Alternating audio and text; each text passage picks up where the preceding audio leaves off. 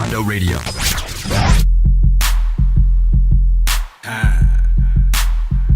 Here you go. Here you go. Oh. Shades on. Eyes low. You red, baby? I'm high though. Strip search your bitch. 5-0. She in my bed trying to do top out. Lick a splash. Don't stop drinking. Roll more pot till you stop thinking. Sup, tread. Round, round. That booty me be clapping and surround sound. Dollars in the puddle, got a couple you could drown round. Tell your girlfriend, meet you downtown. I just wanna see it, I just wanna see it. Candy in your panty, mama, I'm a trick-or-treater. Mine get deleted, loving on that greenery. Look up in the background, hoes in the scenery. Women, they all over me, I don't know what they mean to me. Let them lap dance, lot of ass on my dinner. Yes, I'm stoned, yes, I'm stoned. Liquor spilling on me, that's the Hennessy cologne. Tequila, all margarita, Henny up Patron. Pick your own poison, just get up in the zone. Singing 10 bottles to the back of the club. Let's drink up all night long. Yeah, baby, when you see me, you should show me some love. Get loose, mama, this your song. Go ahead, let it out. Feel good, sweat it out. Cause I'm high as hell, can't hide the smell. It don't feel bad at all. God damn it, I'm stoned. God damn it, I'm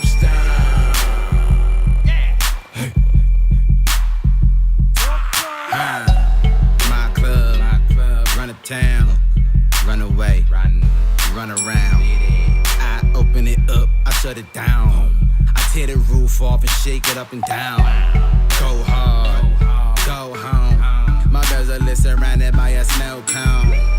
Lady friend, I tootsie. Your booty softer than a grandma cookie. Gotta try to hook me, mommy, I am not a rookie. I am busy, wanna spend some time, you gotta book me. Jet plane, I fly high. I ain't parking in the lot. I fly by, smoking on that spinach. I be finished, got me sky high. Every time you talk, I'm hearing blah blah. I just wanna see it, I just wanna see it. You mean it when you show it. Show me that you mean it. Singing 10 bottles to the back of the club. Let's drink up all night long. Yeah, baby, when you see me, you should show me some love. Get loose, mama, this your song. Go ahead, let it out. Feel good, sweat it out. Cause I'm high as hell, can't hide the smell. It don't feel bad at all. God damn it, I'm stoned.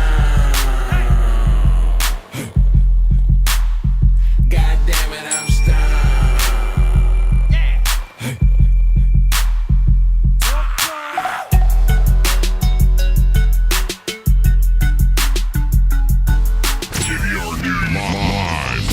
Human brain is made for thinking, not fumigating. It's hardly a tinkertoy for experimenting. Not fumigating with drugs. Why do we talk about marijuana? It's the single biggest drug that is a source of some confusion. This is really about educating the public about the fact that marijuana is a less harmful drug. Marijuana, that's to get high. You can be as high as you want. Prohibition of marijuana over the last 71 years has not actually prevented you from using marijuana. You feel weak. Closer to winning the war. I do believe there have been some successes. We will never arrest our way out of this problem.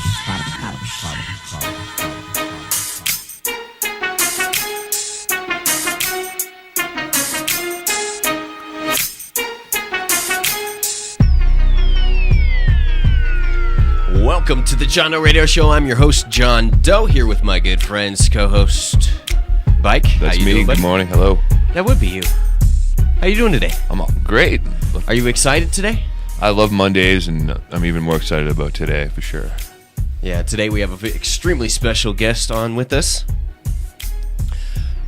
You said you've read Robert Platshorn's book before? I did a long time ago, it seems like. I remember going to the library and getting as many books on weed as I could, and I remember reading that story for sure, and it blew my mind, and it's always stuck in my head ever since I read it. Yeah, we'll definitely we'll fill the new listeners in on Robert Platshorn's amazing story, The Black Tuna, and Square Grouper. If anybody's seen that movie, it's on Netflix. Oh, it's fantastic. I love the story there's 3 stories in this movie, and we'll get Robert Platshorn to tell us a little bit about it. 3 different stories: his story and the story of the Black Tuna Gang, which is it's interesting. It's funny to hear it called the Black Tuna Gang, because I've met Mr. Platshorn a few times, and I just I can't imagine him being. No, I'm kidding. He's a fantastic guy. He's nice as hell, and it's just crazy to think that my laugh goes from smile to frown when I think about, that was the good times that I think about, of meeting him at the High Times Cannabis Cup. But then I think, oh shoes, nice kick the chair there a little bit more, a little bit there. But that he is longest. He served the longest time and is still being punished, and we'll tell more about that. Served the longest time in prison of any cannabis smuggler, offender, whatever you want to call it. It's scary to think that, dude. And but anyway, we'll talk with him, and that'll be about at the top of the hour, noon, our time. Stoked. All right, I'm trying to wake up here. It is Monday, right? Just wake up. I didn't even irresponsibly drink this weekend at all. I'm not even hungover, nothing like that. I'm just no excuse. No, I'm fine. I'm doing fine today. So we'll have Robert Platshorn on. We'll fill you in on a little bit more about him. I've been sort of out of loop, like I said, for the past year, and I would like to definitely get updated by him. And I know there's a few interesting changes to his life, and the government's been a pain in his butt. Let's just say that. I can't imagine that they were comfortable with letting him out even after 29 years after what he pulled off. He was he's still getting hosed. I can't wait to hear this. I don't want to reveal anything quite yet, because everything that I've heard is, just recently, like within the past, 24 hours, which is why yesterday I was like, dang, man, this is insane. Immediately was like, I got to get him on. So anyway, we'll update you on him. And we also have news, obviously, today. Some interesting news stories, including I missed it. I'm not sure when this exactly happened. I think it's happened on Friday. New York Assemblyman Stephen Katz charged with marijuana possession. Anti-marijuana. The anti-marijuana guy. Yeah, I think everybody that's in the cannabis community has heard of this story at some point in time. What's interesting, just think if he was caught with heroin or cocaine or methamphetamine or something like that. That would have made our argument even better. It'd be just a massive scandal. Now it's really just a scandal in our community at this point in time. We're like, how dare you? Everybody else is like, oh, jeez. How exactly did he get caught? He got caught. We'll read that story if we get to it here in just a minute. We'll probably get to it here in a minute. Vermont legislature considering 3 recreational marijuana bills and medical marijuana expansion. That's from Toke of the Town, William Breeds, with the hookup on that one. $4 million in marijuana found on a Santa Barbara beach. Time to go to the beach. $4 million. That's a beach day. It's got to be swag, though. Right? I mean, this is like bales. I'm looking at the picture right now, and there's just like thick, big, like bales. Rectangular bricks. Bales, if they were launched out of a cannon, that would kill you. Those are monsters. You know what's, dude? I heard even more stories this weekend of. I'm not gonna throw anybody. I think we should launch an official investigation of this, of how our community is nailing on dabs. Specifically, possibly a certain group. Starts with an N, ends with an L. I don't know. I mean, I say this lightheartedly, but we got to really watch what we say and what we're passing around in the community. And it's not. Dabs are not for everybody. Would we maybe agree on that? I guess, because what I'm hearing this from is people that don't toke all the time and are not a mile high in Colorado.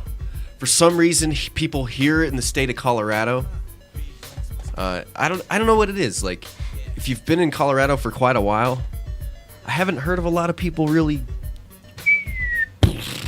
Timber. I think you're acclimated to the high altitude. I've heard of more people throwing up. That's about all I've heard around here. I've seen it happen plenty of times here. So many people out of state, though, I've seen just biff it. Yeah. It seems more common.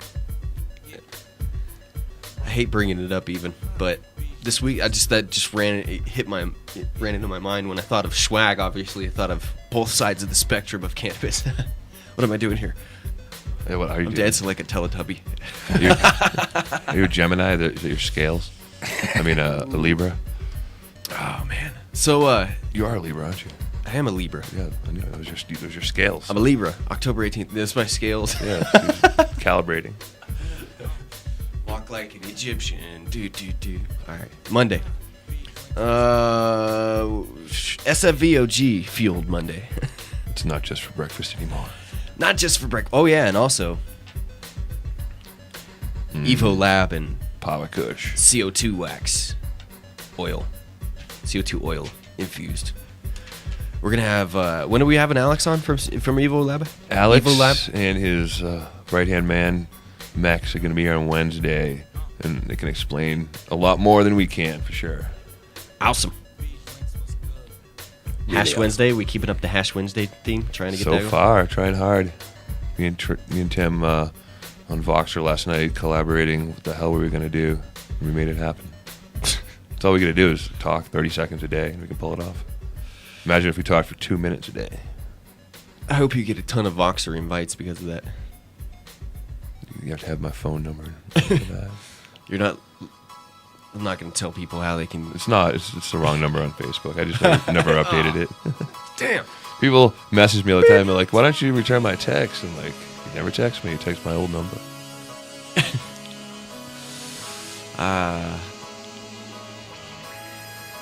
Bicycle. Yes. Good morning. I was showing off your tattoo. All right. People that listen to the audio are like, I have no clue what the hell you're talking about. Come check us out, iCannabisRadio.com. The home of many great shows. Many great shows. In fact, all of them. They're all fantastic with information. And like I said, the Hemp Connoisseur last week was one of my favorite shows of the entire week to listen to of anything or even TV or whatever. It's one of the first times that I've actually got to listen to that show. I'll be completely honest. What did you? And I'm hooked. I might have saw some of that the other day too. Yeah, dude, that's a fantastic show. Adam Dunn was on it, and I mean, so anyway, where I was getting to is real quick, so people can find out where to check out that show. Is they can go to you just yelled in everybody's ear. Quick. iCannabisRadio.com. Find out the iCannabisRadio.com to find out the rest of the schedules for the shows. So big thanks to them. That's where you can also check out our video. Go into the recorded shows tab, go down to JDR, check out our video for past shows. They're fantastic. Also big thanks, as we just showed you, to Evo Lab. Fantastic CO2, dude. I'm telling you right now, that CO2 oil rivals. It's a completely different high. Number one, I don't even know if I want to compare them. You can't compare them to BHO. The products can't be compared. The highs can't really even be compared. That's why it's fun to smoke them together. That is a good idea, and you did that. You did that earlier. I did. It was good. We should call that a suicide. No. I'm not joining in the name game. It already has 100 names. No, I was just kidding. It's not even funny at this point in time because dabs and then not funny. You trying to somehow come with a correlation between dabs and suicide? No, it's just like because you wouldn't intentionally be killing yourself, but you'd pull a wheezy. Oh God! Why did I say that to you? Yikes! Oh, I didn't mean to say that. Yowzers. Thoughts go out to Lil Wayne. Dude, overdosing on codeine is serious. Like, damn. The rap community scares the crap out of a lot of people, I think. Because they just that story keep kind of dying. died out. Did he die? No, he's still in ICU. 6 days in ICU. Oof. Do you know what I've gotten done in the last 6 days that I couldn't have gotten done if I was in ICU? Do you know how much he's made just being in ICU? Sure. I mean, just not being in ICU. That's no, I hear you. Just being there and not Everyone doing saying anything. his name. Holy crap-a-moly. So it looks like he's going to be all right. Live to see another day of leaning. I'm going to get something for the karma of saying what I just did. The price of being funny. How do comedians get by at all? What are you going to get? Some codeine for saying what you did? No, I was saying, karma. You know? They both start with K. Things would happen. They both start with K. Oh, I was just seeing it. Took you a second. I was like, what are you... No, I'm just unbelievably blown away sometimes by your redonkulousness. Evo Lab, Element 420, fantastic CO2 oil. As I was saying, is a completely different kind of high than the BHO. But the CO2 oil, it's like, I'll say cleaner. It's a cleaner high, a lot of times clearer high, in the majority that I've smoked. Some of it can put you down, some of it keep you up a little bit more, some of it's a little bit more CBD rich. It's fantastic medicine, clean. It has a sizzle to it, like I'd mentioned before. But don't let that sway you. Do not let that sway you. There's utensils that you can buy at Element 420 at 82 South Federal Boulevard, 303-945-4774. What is it that they can get over at Element 420 that you have, that you highly recommend? The KO Domeless Nail is awesome for smoking this oil and if you don't have any a honey other hole. type of wax. If you don't have a honey hole, yes. I like the honey hole. It's essentially just a titanium honey hole, a little bit deeper. Keeps your rig clean. And it's got a ceramic joint. It's got a ceramic joint that stays cool like the other side of the pillow. I will not... I hate... you noticed that I changed the nail from the TI nail in that thing real quick. The one that we got from Green Side Up Gallery. Our nice Cirque with the horns and the tentacles. But you did it real quick, just... I just did. I don't... To see if I didn't notice, or... No, and that's... You're missing the point. Tim replaced Bike's TI nail with the a reason Bill why Nail I and honey mentioned... hole. Let's see if Bike notices. No, it had nothing to do with... Are you awake too? I'm just waking up. It had nothing to Good do morning. with yours. I took my TI out because I will never use a metal on glass heated up situation. That's almost every single, because of the utensils used in the process of dabbing, almost every single one of the joints I've seen in the down stems, it cracks off the top. Not mine. It continues down. None of mine ever. In fact, yours is the first one I've seen. No, like dude. That. I've seen it a lot. I've seen it a ton. Well, you're a glass blower. I wasn't. I've seen You're it. a rare bird. I'm out there, and the people. A lot of people have You're in the complained shop. about it too. I'm out with the people. You I know what's up. You haven't heard a lot of people complaining about it? Never. Just you. Seriously. I had the camera on you. Whoa. Anyway, I put the quartz honey hole in there real quick. It's safer. I don't like how the look of quartz after it's been used a few times. What?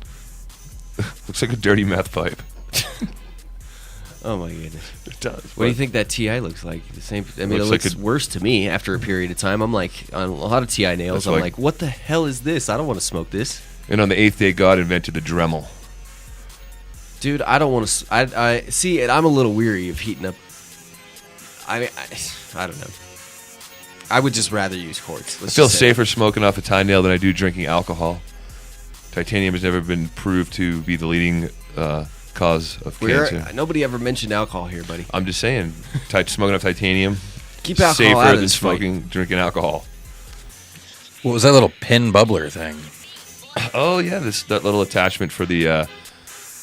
Sure. Change the topic. All right, go. I ruined it. It's I have a picture of it. I'll put it up on the JDR page. It's a attachment for the Atmos Raw. It's probably about that big, which is about 16 inches, and it has a little bulb on the bottom and a little bulb on the top, and it slides right over the top. So your element goes right up, and it has water. Has a little bit of water in there, and it bubbles like a champion. And it brought the Atmos back for me. I can't really get a big enough hit off the Atmos, but with this I can. cleans it, and I don't even know if they're available yet, but they're going to be. I think it's Atmos that makes them with $80 MSRP. That's crazy. I need to get me one of them. Yeah, I do too. I just was hitting my buddies. That's awesome. Other news, if we get a chance to get to it here, if we don't continue rambling on ridiculousness. Besides that, Assemblyman. Vermont legislature mentioned that. $4 billion marijuana found in Santa Barbara Beach. Mentioned that. Marijuana, meth, cocaine found at 2 Applebee's. Where in Applebee's? I know, I was trying to laugh and then stall time. Damn it. Where the hell was this? God. Columbus, Ohio. That's where it was. Columbus, Ohio. So apparently Applebee's is a place to go for drugs. But where? They were selling out of the Applebee's? No, there's somebody in the bathroom. Oh, that happens at every Applebee's. They just caught these two guys. Applebee's is running stings inside their bathrooms. Lawmakers in Arizona, because Arizona's a great place to live, in my opinion. I'm kidding. When was the last time you were in Arizona? Never. Oh, never? Oh, my God. Wait, actually, I was in Arizona. I did go through Arizona when I was little. It's hotter. It's exactly. hotter than Denver. I mean, I've heard. It's like an oven. It hurts.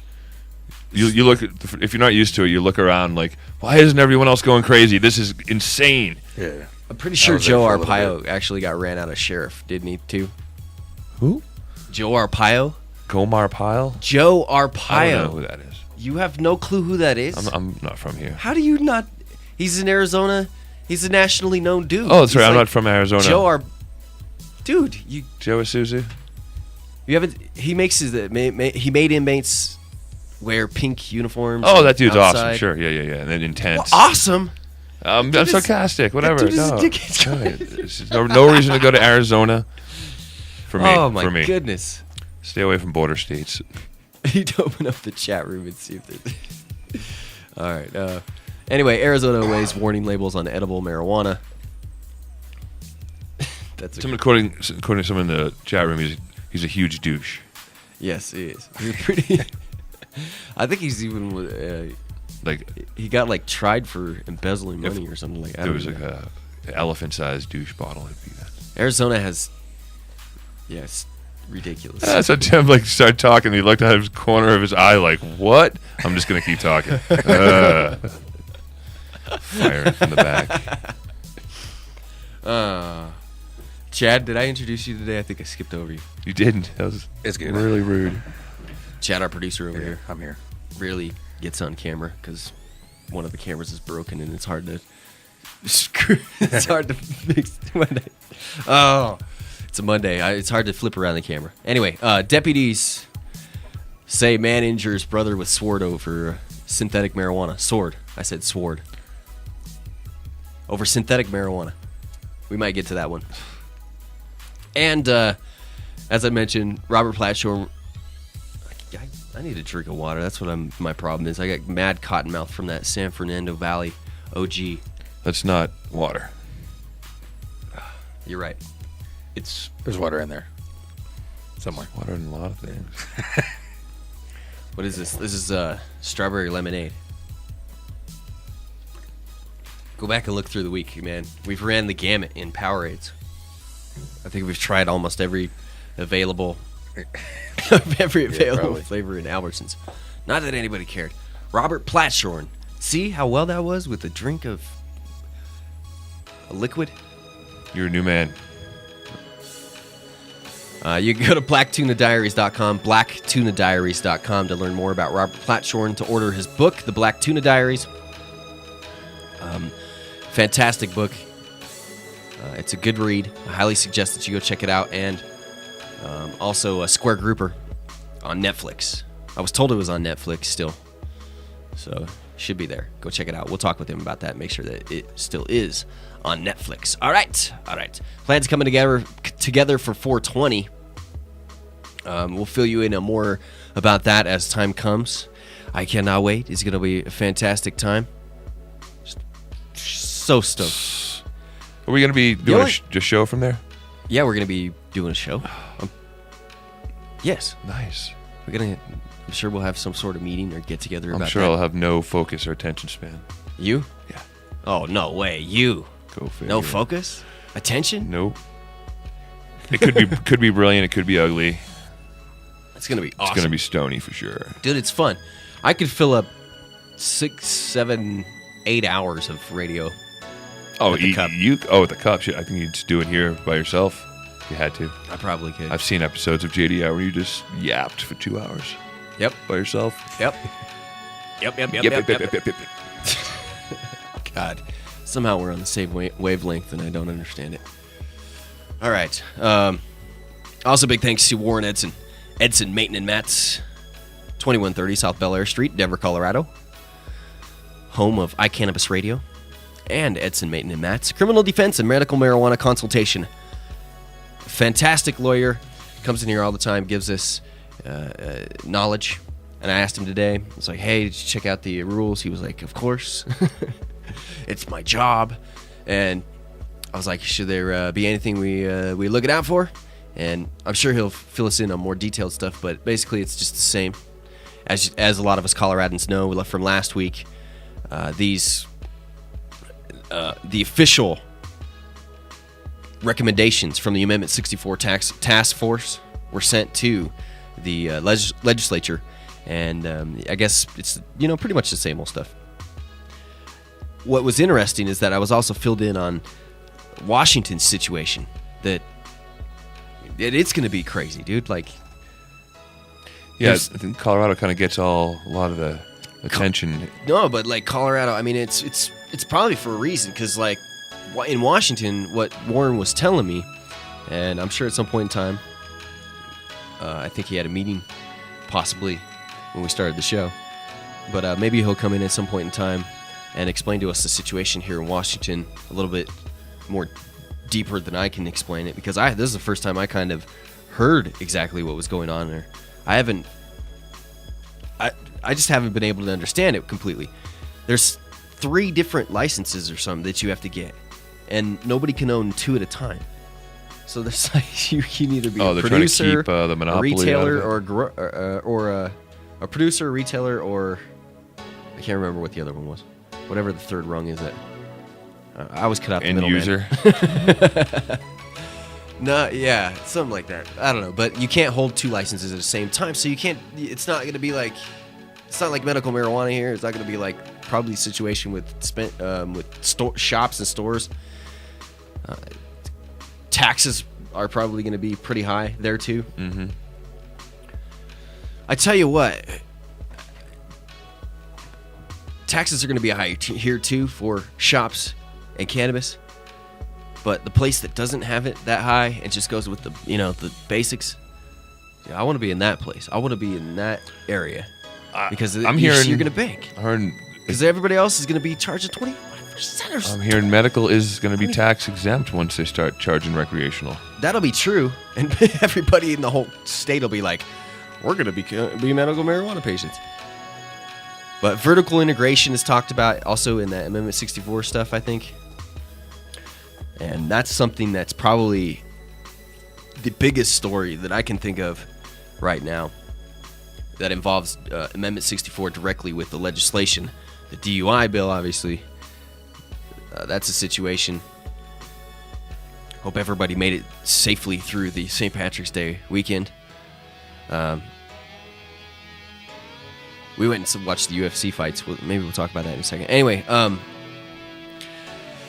we'll follow that a little more closely. I really would like to get to some of these meetings a little bit more, legislative meetings. I know there was one last week. I saw people posting, first ever hearing on medical marijuana, or can't remember exactly what it was.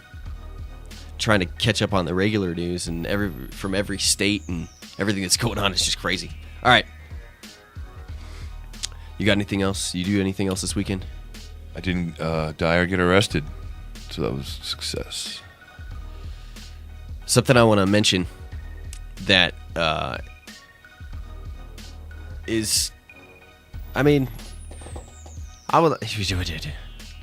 I don't do very well with people that pass, with situations of where people pass away. Mm-hmm. November, my grandma passed away. Probably the hardest thing that I've ever had to go through. Launched myself into a deep hole of ridiculousness and bad decisions. And I just, it affects me. It really does, Not a fan of funerals, not a fan of anything like that. The Colorado community lost a very important member and a very, longtime friend of, this studio, of people that visit here, of people that hang out at Hood Lab. And Niles Puckett passed away this weekend. And it's something that, when I sit there, I've gone to bed here the past couple of nights and, sat down and collected my thoughts and tried to relax, like I've been trying to do, and sleep a little bit better. Last night I didn't sleep too well, but, didn't necessarily have directly to do with this. But, thinking back in the times that I got to spend with Niles, a lot of people that listen to the show and a lot of people listen to iCannabis radio shows probably, know who he is, and people from Colorado know who he is, and know he's probably one of the, nicest, more cheerful, stylish dudes that you could meet. And he was a good friend here, and he will be greatly missed. But one good thing is, and this is true in most situations where it's said, is that you won't necessarily be suffering anymore, and that's true in this situation too. So tonight, if you're in Colorado, if you'd like to come by the studio here at 2130 South Bel Air Street during Georgia's show, or before Georgia's show at about 6, I think everybody's going to kind of hang out here and celebrate Niles' life. Eat some food. Niles was big on food, making food. Vegetarian, though. We won't hold that against him. No, Niles was awesome. Very, very good guy. Always, always, always very nice to me. So, we'll miss him. There's no real way to transfer out of that, but I wanted to make sure that we covered that, and I paid my respect to him. This weekend was St. Patrick's Day weekend. Talk about celebration. We'll transfer that into that. St. Patrick's Day this weekend. I think we had a good time at the UFC event, did we not? Yeah, it was pretty crazy. Pretty crazy. It was awesome. Yeah. I was imitating Chad there for a second. It was one of the weaker cards, though, that I've seen. Yeah, I don't know. I'm not a UFC connoisseur of anything, but Diaz lost. Yeah, I should have spoiler alerted it. There's no crazy stuff, really. Yeah, it wasn't too maniacal. That dude with the big old beard was crazy, though. Yeah. I would want to get punched by any of them, though. Chad was willing to take on all of them. Yeah. Having some drinks, Chad? No, he was really wanting to take on all of them. A little bit. I just want to try once. Even before. I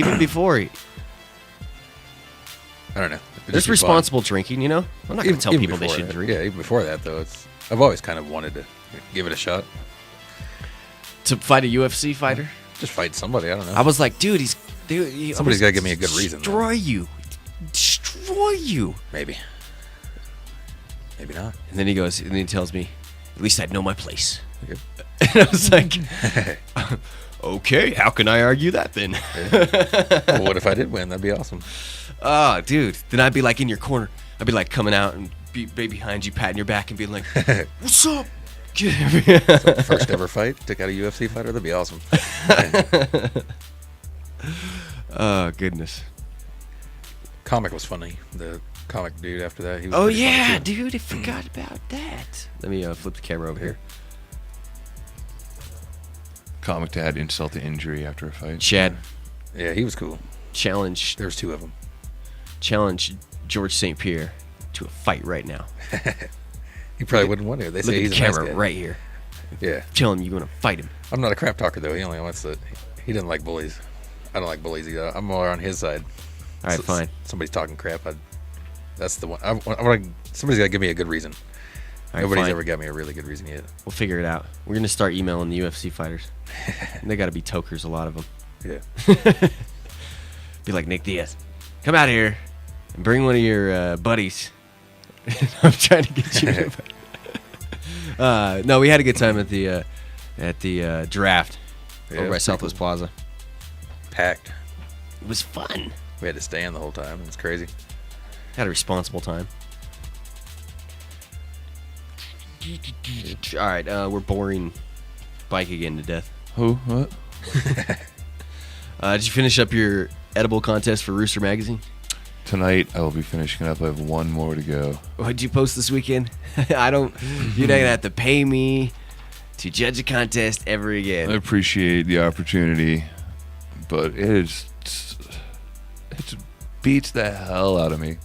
It's hard work. To do it in such a... You know what? Even smoking weed and judging it is work, because you gotta pay attention to what kind of things are going on in your head and in your body. The only thing I view it as work, the part of it as work is writing things down. That part, it's work. That part I can do, but it's like a part where you're like, oh, all right, I know exactly how I feel, but how do I put it into words? Multiple choice is nice. Multiple choice. Rate 1 through 10 is nice. I think a lot of the times, if you were to look at one of those judges' sheets, you would see like 3 to 4 answers on there. Like, real good body high. My head is wicked in pisser. The clouds. No. This is some wicked pisser. Oh, you bring a whole new vocabulary to John Doe Radio.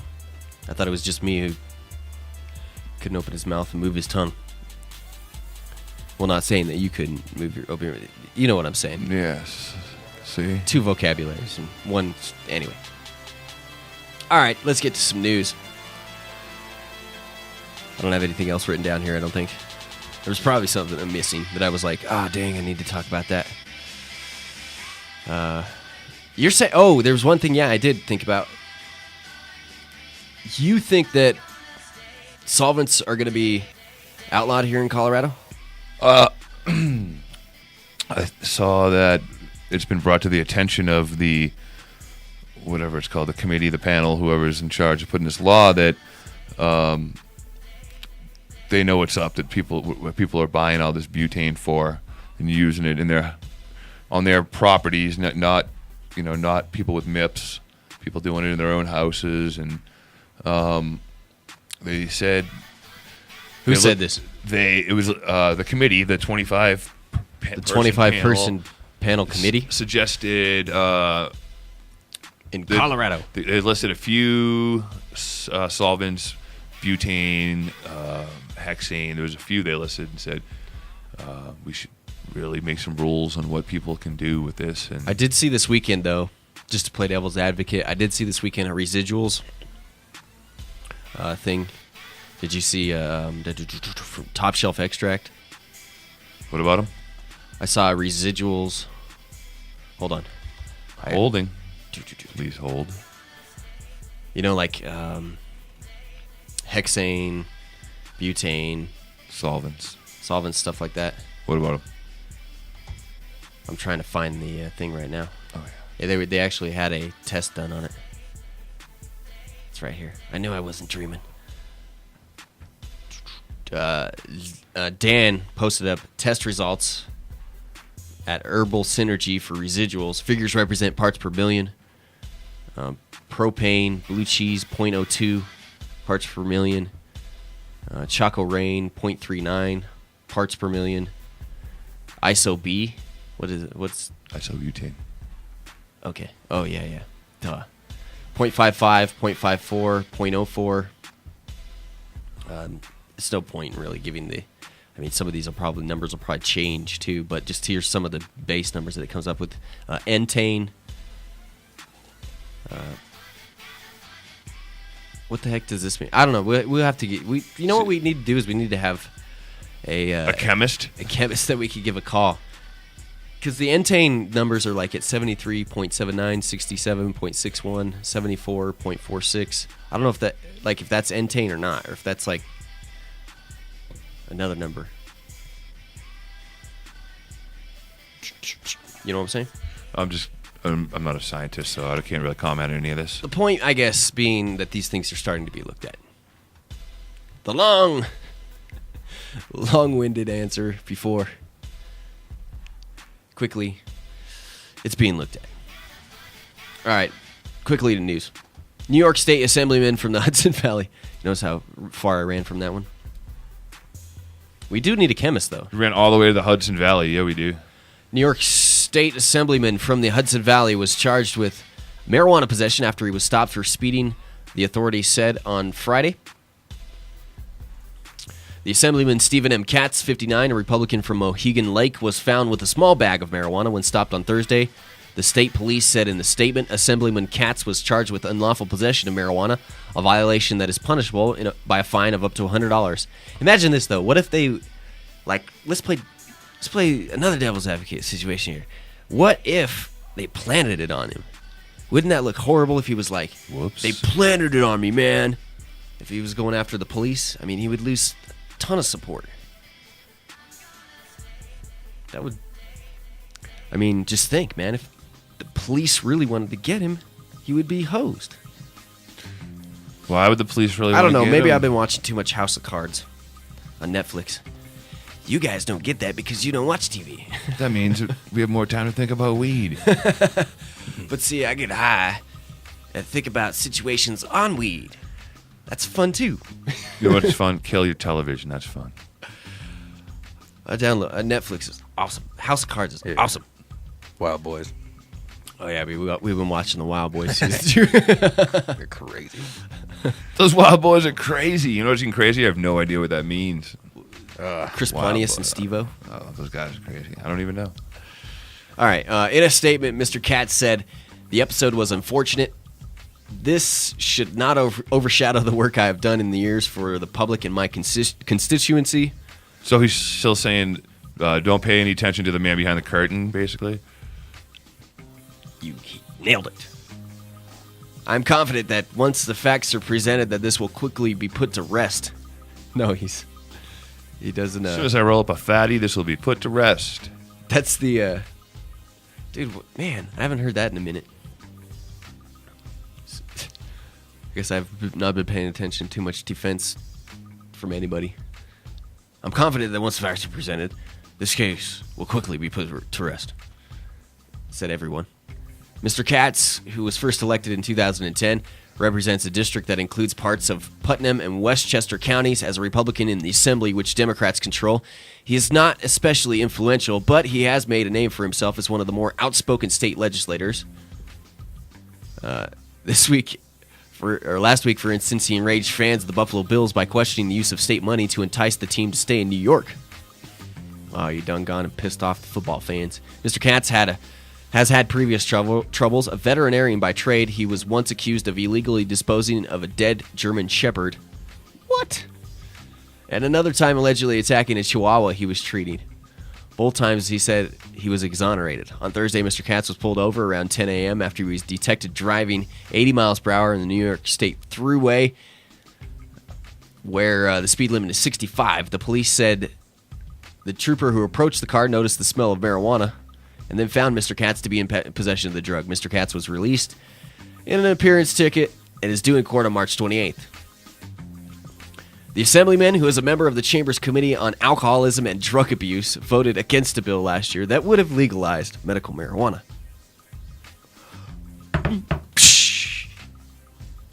That is ridiculous. Ass Hat of the Week already on a Ass Hat Award of the Week already on a Monday. State Assemblyman Stephen M. Katz, come on down. Douchebag says what? Come on down. What did you say? I thought you said, what? You said speak, what? Douchebag says what? All right, I went over to go choke him. And I thought on the way over, I'm like, it's pure rage that's making me do this. You're going to die.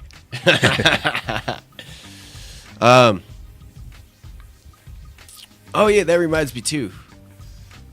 Something that may bring down the pure rage in this room and the idiocy. Maybe bringing in a female. I don't know. That might raise the idiocy to a more redonkulous level.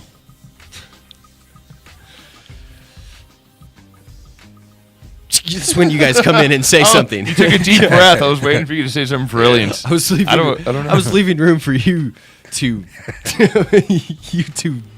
God, I can't think of a proper word to call you guys right now. Last time I checked, this is your show. And you make decisions like that. We'll talk We'll see what's up. We have an interested party.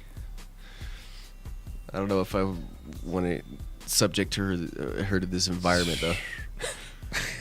I have to bite my tongue a lot because I forget there's females listening. Imagine if there's one here. Is she listening? No, in general, I don't know that she is or not. Holy crap, she's listening. No, we'll see what happens. I've been busy lately. My mind's been in a million places. I keep meaning to send out a message. Finally, after like a couple days, I finally got back. I was like, we can talk about it. I saw that. I don't want to be rude. It's a possibility. Well, I mean, yeah, we should talk. There's definitely a couple ideas. God, I can't believe that Assemblyman, dude. Really? I'm not that surprised. I mean, I can, but Good thing about having a female around is women are way more organized than guys. And we are definitely not organized. A lot of the time. Yeah, I mean, God, there's always room for improvement. There's always exception to the rule. Exception to every rule. That's not being rude. I like to point them out. That's just being real. If you say real after anything, it doesn't make it And we have wrong. we have someone to get us sandwiches then. Am I right? Dude, that though. I didn't hear real afterwards. I'm going to switch the camera to you and let everybody yell at you. What? She'd be sitting closest to the door. It only makes sense. I tell you what, knowing her, your ass would be whooped right now.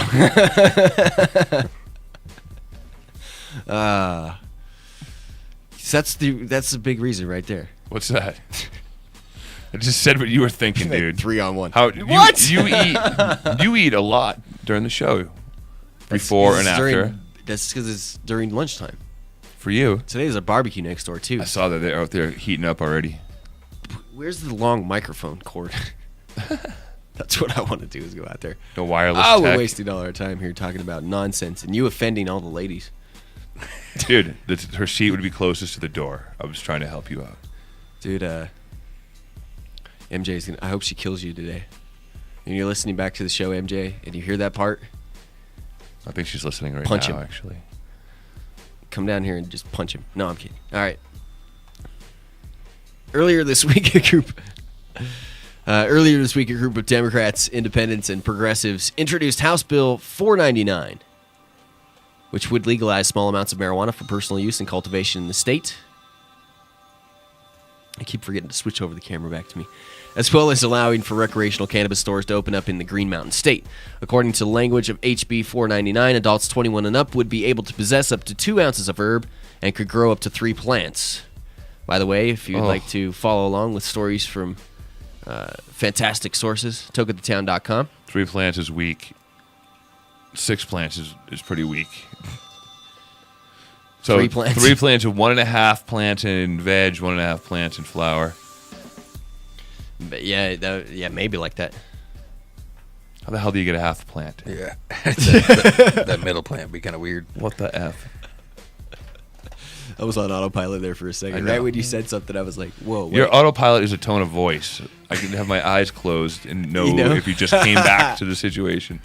Yes, as you were saying. There's how this whatever you said. Brain I agree. Break and he's like J turn.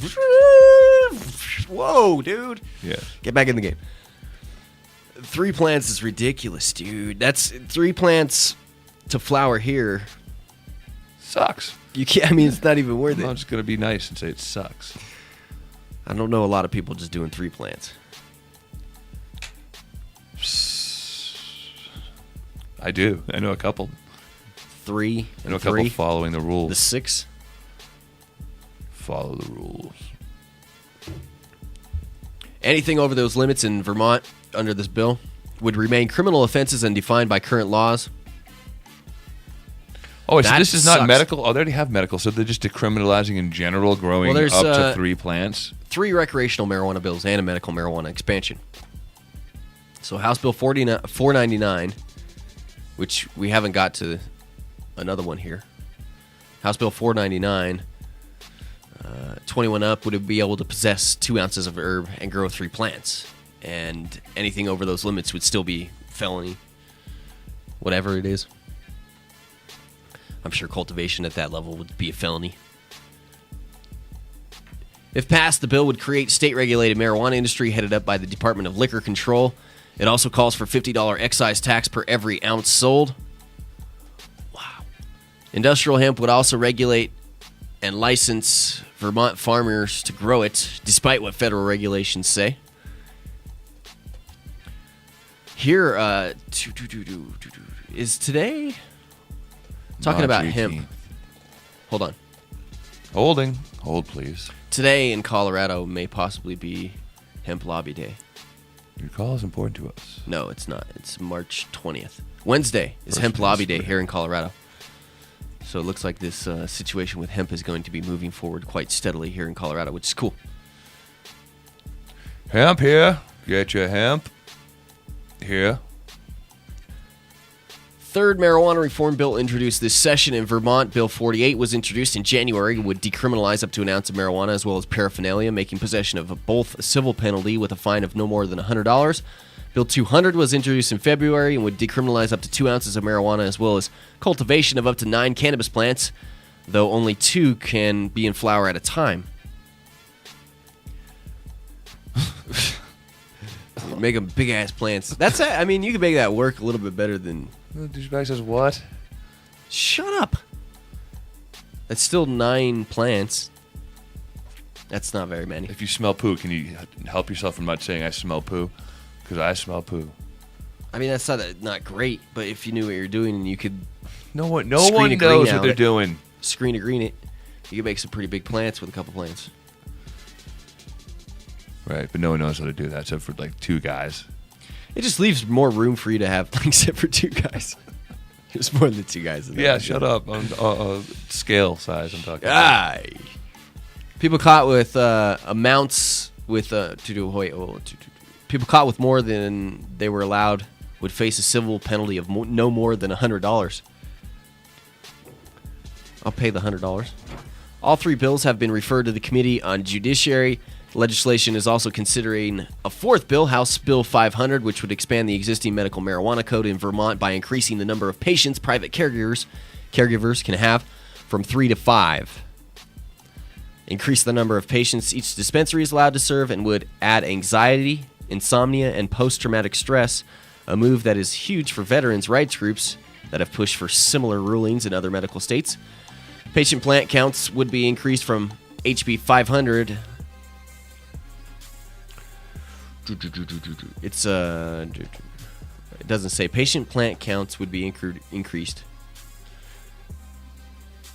Oh, in the House Committee of Human Services. It's currently in there, so they haven't decided. I don't know. Anyway, I got flustered there when I didn't see. I didn't see a number. Fall. I was like, whoa, jeez. The authors of HB 499, first bill we talked about, say it will help and end an alarming racial disparity in the state of Vermont, where blacks are arrested at 4 times the rate of whites for marijuana crimes. As it is now, possession of less than 2 ounces is a misdemeanor, charged with up to 6 months in jail and $500 in fines for offenders. Paraphernalia possession is a misdemeanor charge with $1,000 in fines and up to a year in jail. Vermont. There's a lot of tokers in Vermont. Always have, man. Yeah. I remember some of the first kind bud I got was out of Vermont in 1994, and it was the Perps. If you've ever seen that. Perps? Remember the Perps? It's the first purple weed I've ever seen. The Perps. You never heard of the Perps? Yeah, I've heard of the Perps, of course. Oh, duh. I've grown of course. Purple Urkel. Forgot you invented weed, Tim. Well, who hasn't heard of the Perps? Smart ass. You just reacted in a manner that made me doubt your... Half the time I'm probably producing a show, making it sound good. Most of the time. Well, I'm not saying with my voice. I don't have my finger on the pulse of you yet. Just go. What were you saying, the Perps? Yeah, smoked some Perps in Vermont a long time ago. It was good. Have you seen any of my pictures? High. Have you seen any of my pictures of my Purple Urkel that I grew before? No, don't remember asking either. Well, I'm gonna show you here in just a second, and you're gonna like it. Did you do a zombie picture of yourself? Yeah, I did the zombie picture, the Walking Dead yourself. What's wrong with that? I don't like zombies. You don't like zombies? No, they kill people and they eat them. Who likes that shit? I couldn't sleep last night, so I downloaded The Walking Dead and watched it. And I was so in like a daze of everything, I don't even think I remember what it was about, really. Oh, yeah, I do now that I think back. Okay, I won't spoil anybody's fun. I'll show you here in a second. It's going to take me a second to find. Oh, here it is. Oh, that was great. The parts. It's very weed looking with some purple undertones. There's an ounce of hash. It looks disgusting. Big brick. Ugh. That was before. Is that BHO? That was like prehistoric hash. Was that BHO? No. Put that up again. It looks like a Hershey bar. Pre-BHO. Shiny. That's a big chunk of dark BHO. chocolate. Actually, that is BHO? No, it's not. God, I'm on autopilot today. It's dry sift, beat down. We got a few minutes before we call. We call that Canadian headache hash where I'm from. Afghanica is what it was called. It was made by Sieve Method.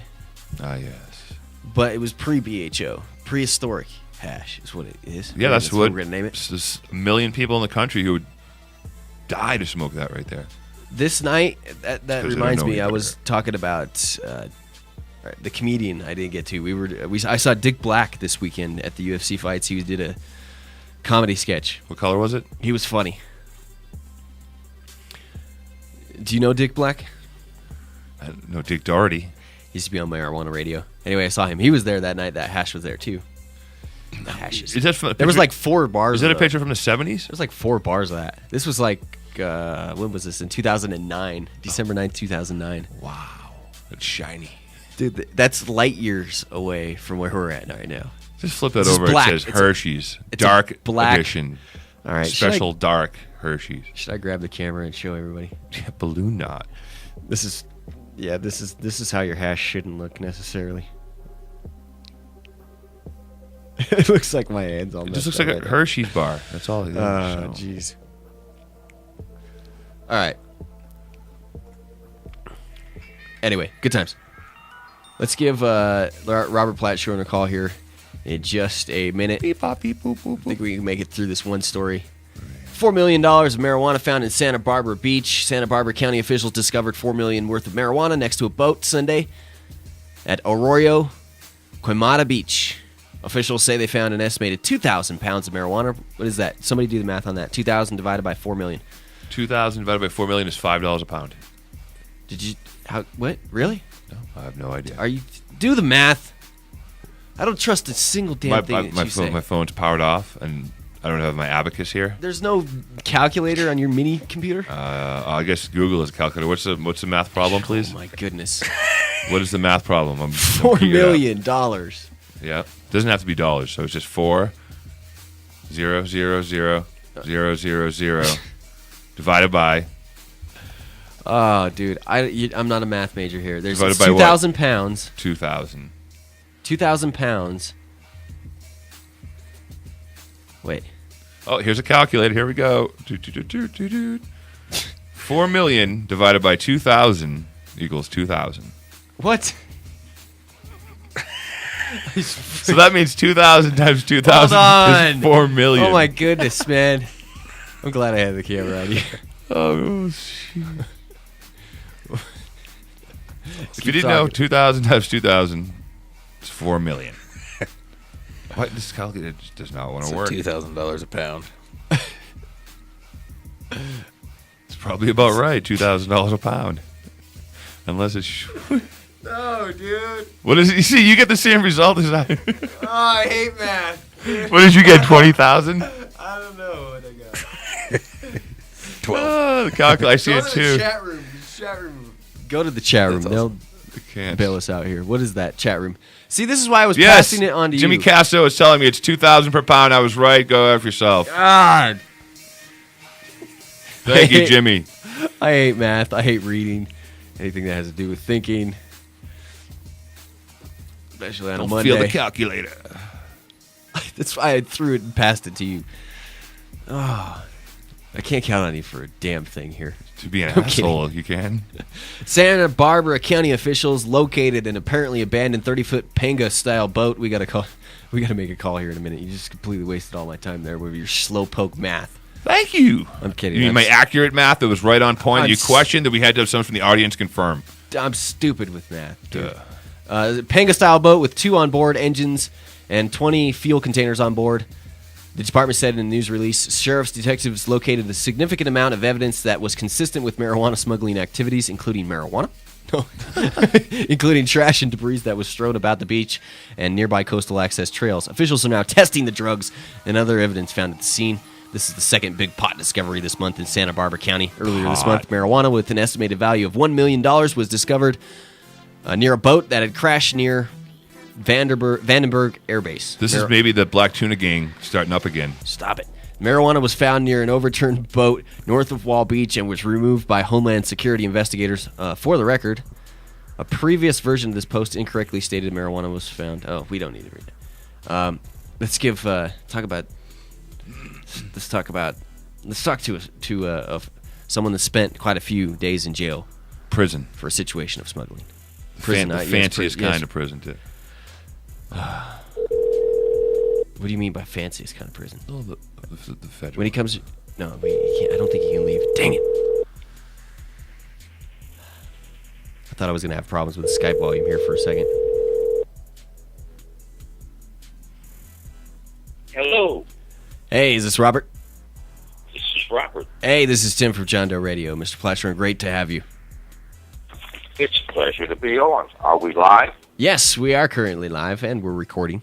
So people will be able to get the podcast, too. So I know it's a very, very important conversation that when we have a conversation with you. We've had you on a few times here on the John Doe Radio Show. Yeah. And what's that? Yes, I recall.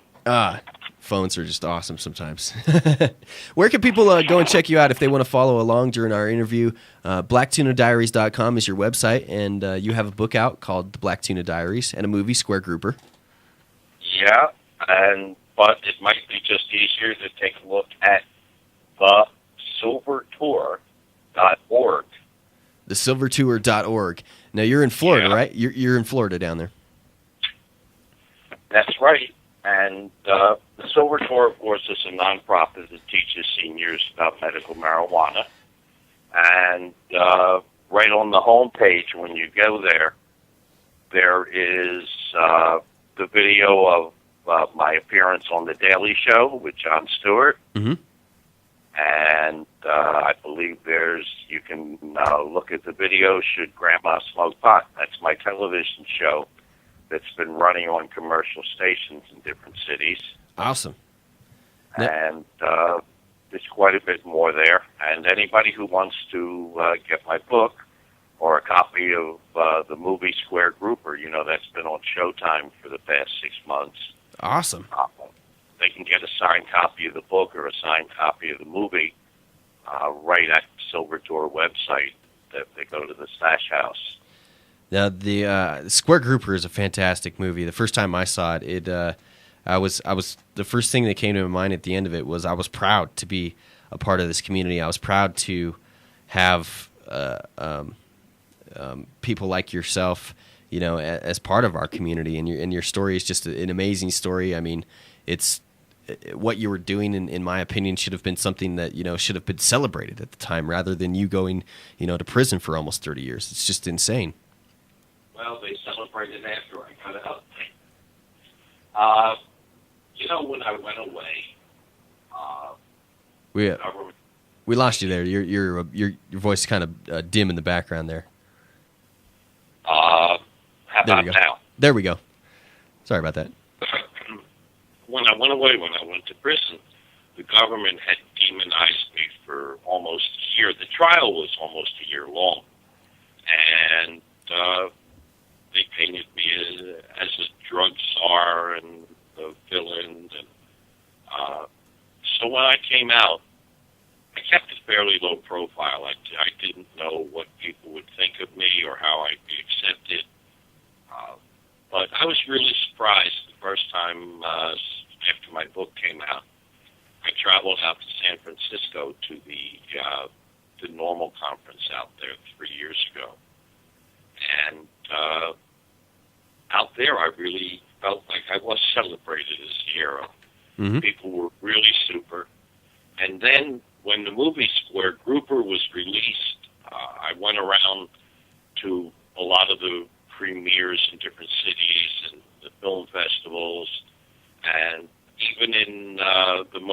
conservative towns in Ohio and the Midwest, people were really just terrific, and they thought it was so wrong that I spent so many years in prison for a nonviolent marijuana offense. Yeah.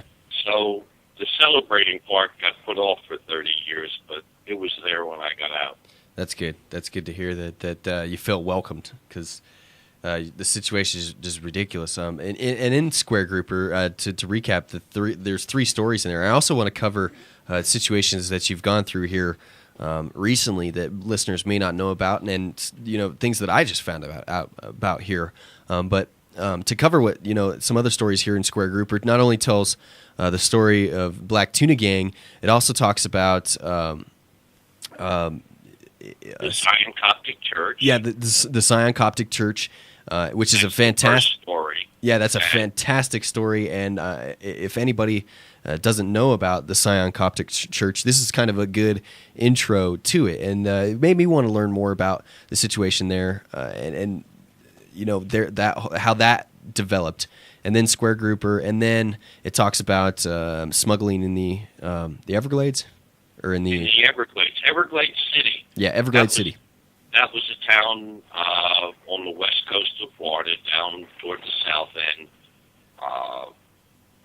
where the entire town was actually smuggling. It was a town of fishermen. Yeah. And because that's a national park area, Everglades, they had limited their fishing, limited what type of fish they could take, limited their season, and it had been a fishing village for 100 years. Mm-hmm.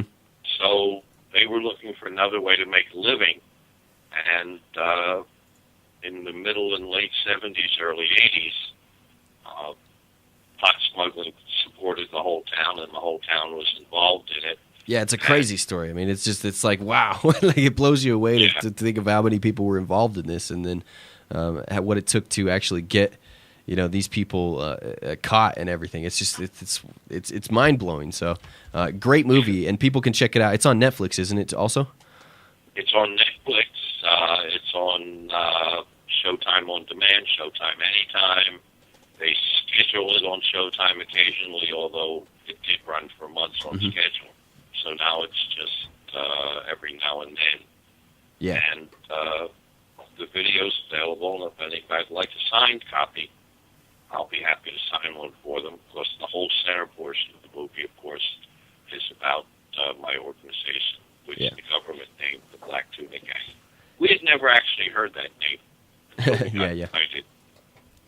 That was something that was interesting about it. Was, I mean, just like a lot of situations, you were handed that name by the government. Yeah, we were actually a fishing team called the Fishing Fools, and we did some smuggling on the side. And one day we woke up and found out that we were the biggest smuggling gang in the country, called the Black Tuna Gang. And we read all about us and could hardly recognize who we are, but those things are not all that unusual when the government needs to make an example of someone. Now, you've ran into situations here recently where, I mean, unfortunately, you're facing just ridiculousness, I guess you could I'll call it that. But the reason why you're facing this situation, because you're out on parole, and, I mean, a short overview on maybe what the government charged you with and what that situation was that led you to being on parole right now. Well, I caught the first kingpin charge for marijuana, 848 continuing criminal enterprise. They call it the kingpin statute. And I got 64 years.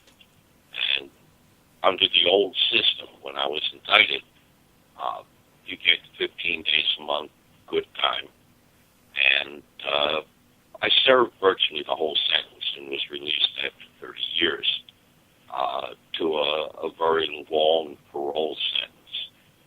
And when I got out and started traveling, doing book signings, and then PR for the movie, there was no problem. I had a good parole officer. He was a decent guy. And he said to me, Bobby, he said, I know you got to travel and do book signings to make a living, and you're going to High Times Cannabis Cup. You know, I write for High Times sometimes. I do a secret column. Uh-huh. And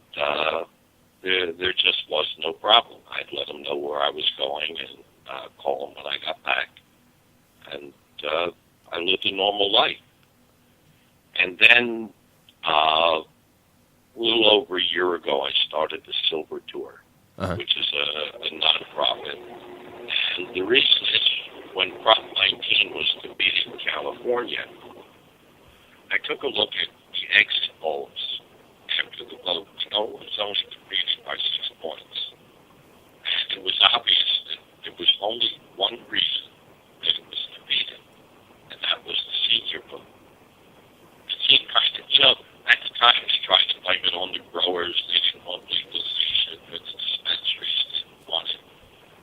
And of course, you have to be brain dead to believe. I'm having a hard time hearing you, Robert. Huh? We're having a hard time hearing you on the phone. It's just kind of it's just kind of distorted out a little bit. How's that? Are we better now? Yeah, that's a little bit better. Sorry about that. Yeah. Anyway, there aren't enough growers or dispensaries to make a difference in the vote, and those people don't vote anyway. They're all ghosts, or they can't vote. They lost their right to vote. So blaming it on them was just plain silly. It was the senior vote. Seniors voted 65% against. And that surprised me because that's my generation. We invented marijuana as it's known today. So I took a look and I realized that even in California, it had had medical for so long, the vast majority of seniors knew absolutely nothing about it, had no idea what it was used for, had no idea how it would benefit them. And like a lot of people in the country, most seniors thought it was just an excuse to get some pot. So I decided someone's got to do a little educating. And I'm an old pitchman. I was producing infomercials before Ron Popeil. In fact, if you read my book, there's a dedication in there from the really great pitchman who died recently, Billy Mays, the guy with the little black beard. Yeah. And according to Billy, I was a legend in the pitch business. We all started on the boardwalk in Atlantic City, same place as Ed McMahon and a lot of other famous people. So I started something called the Silver Tour, and we traveled around putting on live shows at big senior communities and had tremendous success. It wasn't a panel discussion or a lecture or a seminar. It was an actual stage show, and it had doctors and patients. We gave the audience a free buffet, and it was so successful. It was written up on the front page of the Wall Street Journal. CNN Money did a huge feature on it online and on TV. It's been featured in Der Spiegel in Germany and TV7 in Australia.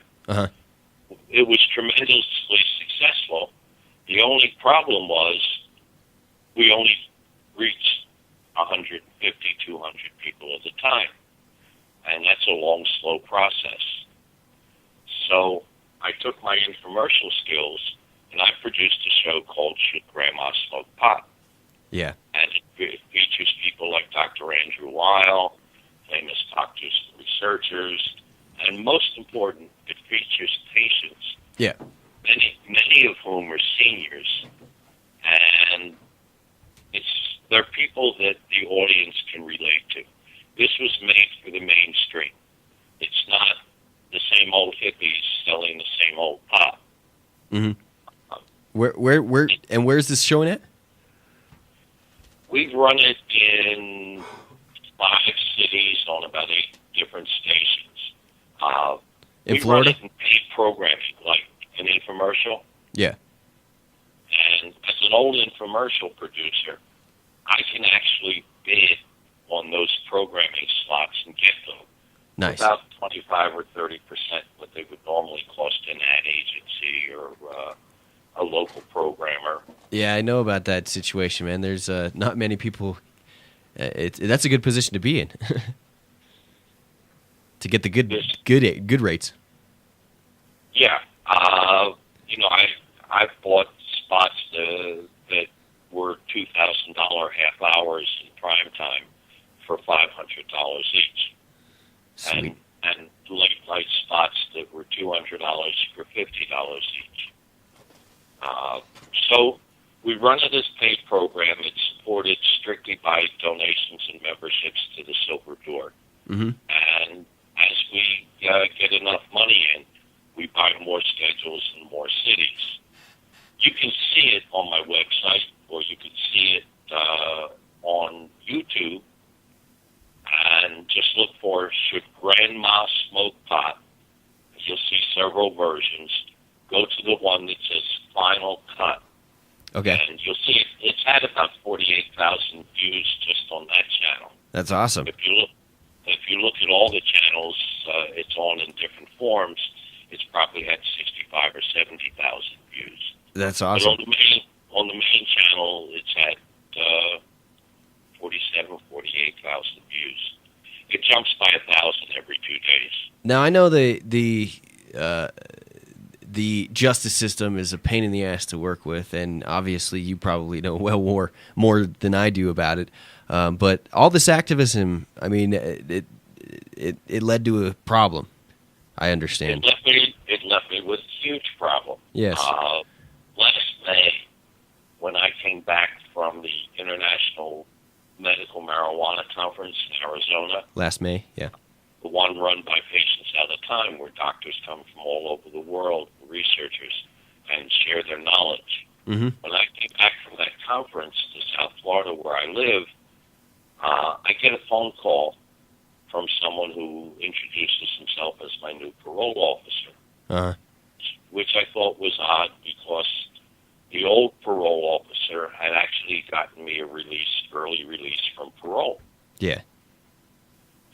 And the next day, this guy shows up at my house with a UA bottle, and the first thing he says is, "You should cancel all travel arrangements."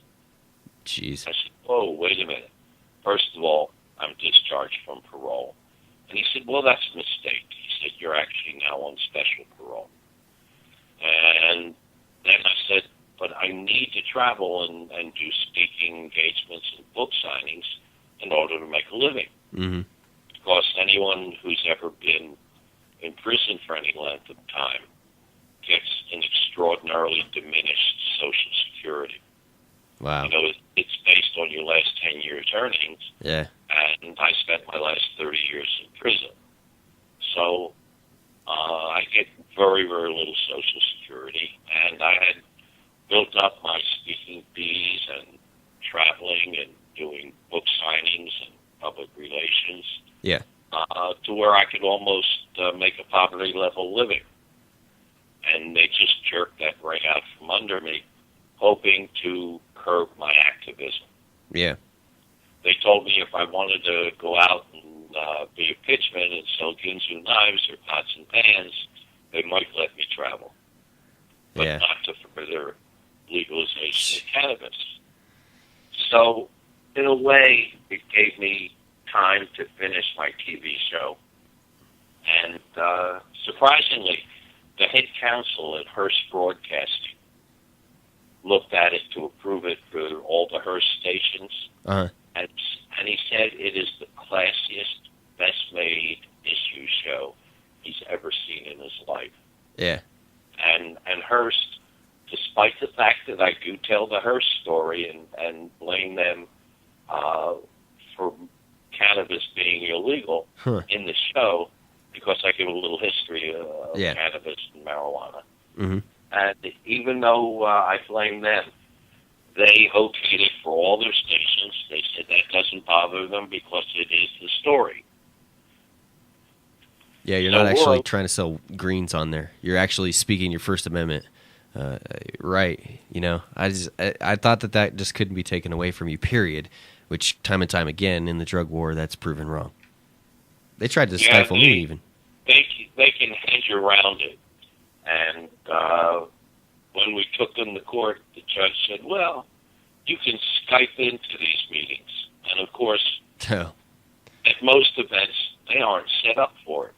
They either don't have Wi-Fi, they don't have a projector computer set up, and they don't want to pay for guests on a Skype, and speaking fees are the way I pay for groceries. So Skyping really isn't a good alternative. And of course, when you go to something like a Cannabis Cup and you do a book signing, people come, they want to meet you, they want to talk to you, they want to find out about the Silver Tour, and then they'll buy a book and ask you to sign it. Yeah. And trying to do that over Skype just doesn't happen. Yeah, I completely understand that. Yeah. Plus, being at an event is an attraction for the event. Usually when they publicize that I'm going to be there, there'll be a good-sized core of people who'll show up that want to meet me and talk to me. So that was all jerked away. What they haven't been able to stop is I can pick up the phone and buy TV time in Little Rock, Arkansas, and put Grandma on TV and accomplish what I set out to accomplish. Yeah. And that is to legalize cannabis, stop the prohibition of cannabis, stop people going to jail like I did for a long time, and even more important, make this medicine available to millions of people who need it, and especially seniors more than any other. They have more needs, and it is a safe way to replace so many of the expensive and toxic medications that most seniors are on. Yeah. Seniors are an easy sell. I get probably a dozen emails a day that say something like, I've tried to convince my parents or my grandma or my grandpa to try marijuana for their MS or Crohn's or cancer or their arthritis or sleep, and they've always laughed at me. And then when they saw your show, everything changed. And when I get these emails, and I get so many of them, saying thank you for the show, thank you for Grandma, my parents were able to relate to it, understand it, and now they believe that cannabis should be legal. Yeah. And I've made thousands and thousands of activists in the states that don't have legal medical. It's interesting when we had legalization here in Colorado come through. I think a lot more people were open-minded about it that weren't normally that open-minded about cannabis, just because it was like, oh, it's now legal. Well, let me look into it, at least, learn about it. Maybe I'm not going to smoke marijuana, but I can look at it, check it out. 2 years ago, there was no dialogue with seniors. And it was pretty much a forbidden or unspoken subject. Even if those seniors were still smokers or used to be smokers, they just didn't talk about it in their community because they felt it would make them look bad. But since I've started the Silver Tour, and there's been so much publicity about seniors and marijuana, and when they see it on the front page of the Wall Street Journal in a very positive article from a very conservative publication, it comes out into the open. Yeah. And one of the great things that made people comfortable was when my show Grandma was on The Daily Show, Jon Stewart's Daily Show. Awesome. People saw it. It was funny, but it was very clear that it was a positive piece, and they saw a lot of seniors who were using medical marijuana and talking about why they use it. And that's made seniors all over the country comfortable with the subject, and it's become much more open conversation about it than there ever was. And the Silver Tour has accomplished that because no one else ever looked at seniors or thought about seniors. Yeah, and that's one of the, that's awesome. Yeah, there's really no other organization, not NORML or ASA or MPP, none of the cannabis organizations have ever actually even tried a mainstream outreach. They all wait and try to attract people to them, but they don't go out and educate people about cannabis unless people come to them. They might do it at a small event. They might do it at a Cannabis Cup or a a local smoke-in or something, but they don't reach a significant number of people. They've never tried, and I suspect they really don't know how. And that's one thing that I've done all my life is appeal to the mainstream. Whether I was selling Ginsu knives or Vitamix blenders, I always worked to the largest audience possible. And I have a lot of experience on television. And commercial TV is the only way to reach the people we need to reach. You know, it's great that Grandma got 48,000 views on YouTube, but the voters we need to reach are not on YouTube. Grandma's being shown on public access TV in a number of cities. Yeah. But to be honest, who's watching? If you want to reach mainstream, you have to go to mainstream TV stations, and you got to pay the freight.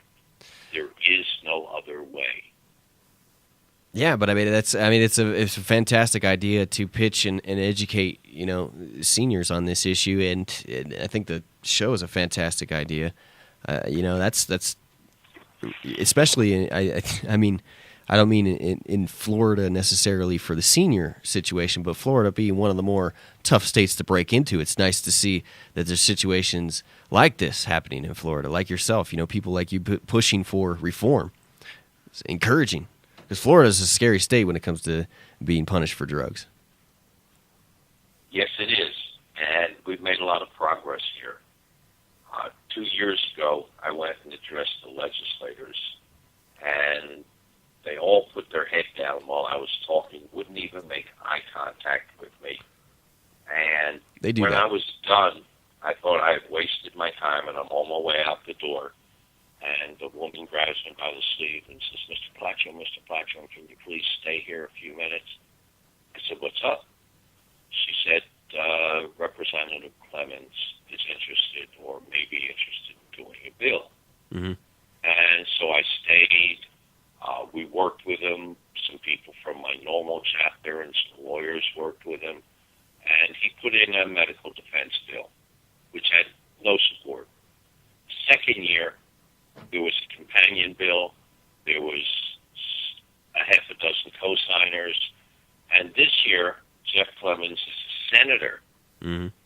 And he did a comprehensive bill, very much like Colorado's original medical bill, which provides for dispensaries and growers and doctors' regulations and so on. And we've got bipartisan support. We've got a dozen senators and reps who are co-signers. And we just got a big political donor involved for the very first time ever in the state of Florida. When I used to go to people like Soros and what's then the head of Progressive Insurance, Peter Lewis, they'd all say the same thing, and so would Normal or MPP. They said, look, we've got so little chance in Florida that we better off spending our money elsewhere where we do have a chance. Mm-hmm. And that was always hard to argue. But now we're getting political support and the first really major fundraiser donor. And we will get it. We've made tremendous progress. I went and I pitched the city council in South Miami, and they decriminalized South Miami. That's a big deal. That's awesome. We did a decrim petition on Miami Beach, which was successful, and we were able to decrim to one degree or another to other townships. I don't care if it's a township, a county, a city, or the whole state. Any progress is important progress. Yeah, no, I agree. It leads whether it's Florida or Arkansas. I ran Grandma in Arkansas to support their medical bill that they had on the last ballot. Awesome. And they only missed by about 1%. It broke my heart. Yeah. Had there been some advertising money, I think we'd have succeeded in Arkansas. Yeah, I got family that lives in Arkansas there. They didn't have a nickel, and so I paid for everything out of Silver Tour donations, which meant there were other places I couldn't go on TV, but I felt Arkansas was important because of where it is. Mm-hmm. And I supported that, and they look like they may find another way to either get it on the ballot or get it passed by the legislature. Yeah, it'll keep being pushed the in money Arkansas. wasn't wasted. And the same thing in Oregon. I supported the referendum in Oregon, but because of the organization that sponsored it and was running it, they could get no donors. There were some problems. Huh. In fact, they weren't even able to pay for the TV time that I paid for it. Wow. I think Oregon's trying to fix some things in their medical marijuana. They'll get it fixed eventually. That state just can't go without fixing the situation. As many tokers there in the medical marijuana situation, it's just overflowing there. So, but that was full legalization they were trying to pass. Yeah, and they came very, very close. In fact, that was that. I was differentiating the medical marijuana situation with dispensaries, and they're trying to introduce and move things forward. So, yeah, all the support, any movement is good movement. So, well, the thing is, the only place I was able to run on TV was Eugene. I was supposed to run on Portland with Grandma, but the funds just weren't there. They were promised, but they weren't there. And Eugene is a big, big TV coverage area, most of it rural. And I'll tell you how much good it did. That area voted strongly in favor of legalization. And that was the only area outside of the Portland metropolitan area that voted in favor of legalization. If I could have gotten on 3 or 4 more stations and covered some more rural area, we'd have had legalization in Oregon. I was sorry to see it get beat. Yeah, Oregon's a tough one to lose. It's ridiculous. Yeah, it looked like a natural, but because of the people who were running it, the problems they had, they weren't able to raise funds. Nobody was willing to give them funds. And as you know, mention everybody again who you are. Robert Platshorn here with the Black Tuna Diaries, the Black Tuna. And if you'd like to go to his website, blacktunadiaries.com, you can check out the book and learn about him a little bit more. I encourage everybody to read the book and learn the story, the entire story of the cannabis smuggling. And I mean, it's just this deep, in-depth sort of it's a memoir. Adventure, memoir. Not a smuggling book. Yeah. I mean, it talks about my years on the boardwalk as a pitchman and my TV career making infomercials and my years in London. I established the first speed reading schools all over Europe. And I used to drive around London in a minicab with Baron Rothschild. It talks about when I did some bullfighting in Spain. Yeah, that's what I meant. Is a huge story of a smuggler. Yeah. Go ahead. All the way Sorry. back to when I was a little kid, joined my first gang, the South Street Gang, and we terrorized the neighborhood with water pistols. That's awesome. No, it's good to talk with you, man. And if there's anything that we can do to help you out, we would love to push more information out and make sure that people understand that the situation you're in is pretty ridiculous. Is there? I mean, you're still going through the parole issue now? I mean, what's your situation right now? If you don't mind telling us. No, I'm still going through the parole issue. The courts down here rarely, if ever, will go against the Parole Commission or the Bureau of Prisons, which is actually the same thing. They tend just to accept whatever decisions those people make. Either this will go on for 6 or 7 more years, or they will grant early release from special parole, which I'm eligible for in May, or I will put in a